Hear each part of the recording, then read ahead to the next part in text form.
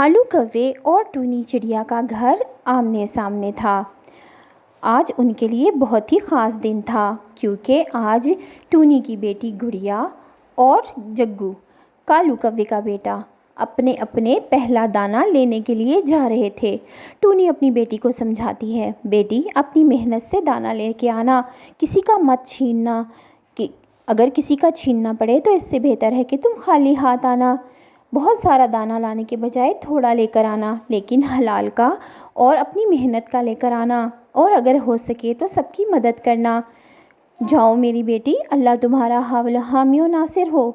اور پھر کالو کوا اور جگو کو گوری بھی سمجھاتے ہیں، جگو دانہ بہت سارا لانا، اگر نہ ملے تو چھین کر لے آنا، اور وقت ضائع مت کرنا کسی کی مدد کرنے میں، جاؤ جلدی سے۔ اور وہ گڑیا کہیں تم سے جیت نہ جائے ٹونی کی بیٹی، میں تمہارا سر فخر سے اونچا دیکھنا چاہتی ہوں۔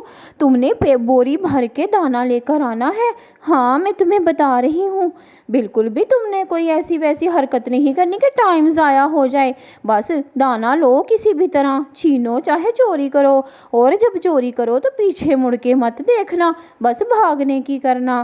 اور جگو کہتا ہے، ماں مجھے سارا پتہ ہے، میں تمہیں اور بابا کو چوری کرتے دیکھتا رہا ہوں، اب تم دیکھو کتنا دانہ لاؤں گا۔ اور جگو چلا جاتا ہے، گڑیا بھی ساتھ ہوتی ہے۔ کچھ دور چلنے کے بعد وہ دونوں بیٹھتے ہیں تو جگو کہتا ہے، تم میری پرواز کا مقابلہ نہیں کر سکتی، میں بہت تیز اڑتا ہوں، اب ہم الگ الگ اڑیں گے۔ چڑیا کہتی ہے، لیکن ماں نے کہا تھا ساتھ ساتھ رہنا۔ لیکن جگو کہتا ہے، میری ماما نے یہ بھی کہا تھا کہ سمے ضائع مت کرنا۔ ٹھیک ہے، اب تم دوسری طرف جاؤ، میں دوسری طرف جاتا ہوں۔ پھر وہ دونوں الگ الگ سمتوں پر چلے جاتے ہیں۔ راستے میں جب جگو کوا جا رہا ہوتا ہے تو اس کو ایک بیمار چڑیا ملتی ہے۔ وہ آواز دیتی ہے، بیٹا میری بات سنو۔ اور جگو کہتا ہے، جی ماں جی، کیا بات ہے؟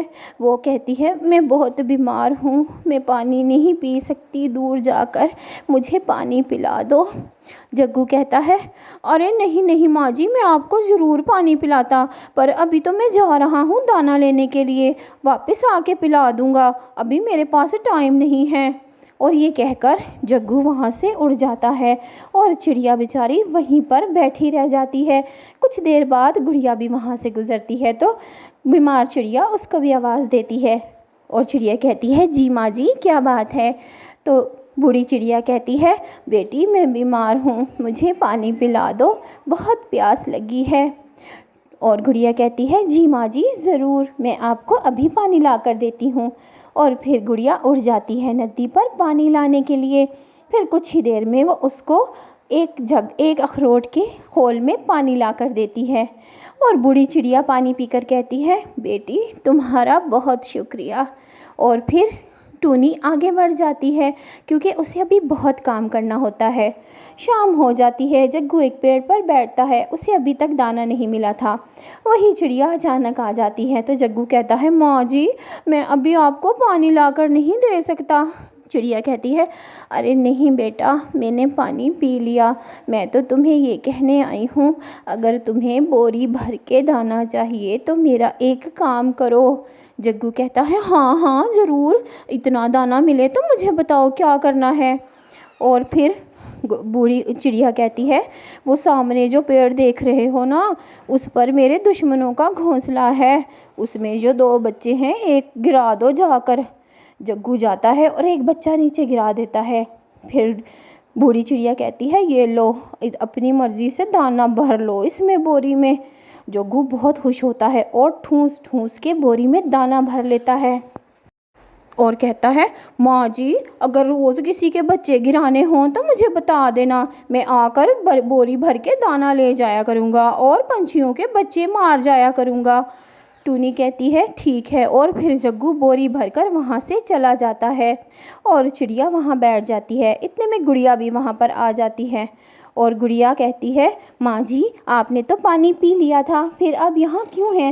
ماں جی کہتی ہے، ارے تمہیں اگر دانہ چاہیے تو ایسا کرو، وہ سامنے پیڑ ہے میرے دشمنوں کا، اس میں بچہ ہے ایک، تم جا کر اسے نیچے گرا دو، میں تمہیں بوری بھر کے دانوں کی دوں گی۔ لیکن ٹونی کی بیٹی گڑیا کہتی ہے نہیں ماں جی، میں اپنے دانے کے لیے کسی کا جان نہیں لے سکتی، چاہے مجھے دانا نہ ملے، مجھے خالی ہاتھ گھر کیوں نہ جانا پڑے۔ میری ماں کہتی ہیں کہ برے دانے سے خالی ہاتھ آنا بہتر ہے، میں ایسا نہیں کروں گی، بے شک مجھے دانا نہ ملے۔ تو بوڑھی چڑیا کہتی ہے ارے تم تو بہت اچھی ہو، تمہاری ماں نے تمہیں بہت اچھی باتیں سکھائی ہیں، بہت ایماندار ہو تم، اب تمہارا انعام یہ لو، یہ دانوں کی بوری ہے، لے جاؤ اپنے گھر میں۔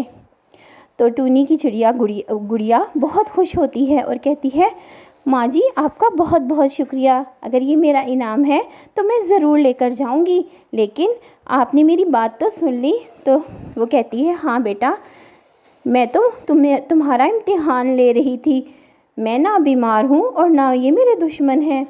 پھر جگو، کالو کوا اور گوری کوی انتظار کر رہے ہوتے ہیں۔ جگو پہلے پہنچ جاتا ہے۔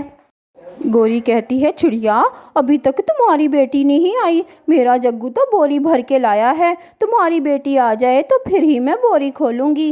ٹونی کہتی ہے ہاں ہاں میری بیٹی بھی آنے والی ہوگی، تم فکر مت کرو، اور میں تو یہ کہہ رہی ہوں کہ دانا بے شک کم ہو لیکن محنت سے کمایا ہوا ہو۔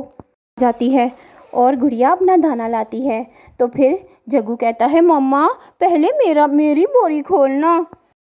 گوری کوی کہتی ہے ہاں ہاں، اور پھر جیسے ہی وہ بورا کھولتی ہے اس میں سے تو پتھر نکلتے ہیں۔ گوری کہتی ہے جگو یہ کیا، پتھر ہی پتھر ہے، یہاں تو کوئی دانا نہیں ہے۔ جگو کہتا ہے نہیں نہیں ماں، میں نے تو دانا ڈالا تھا، پتھر کہاں سے آ گئے۔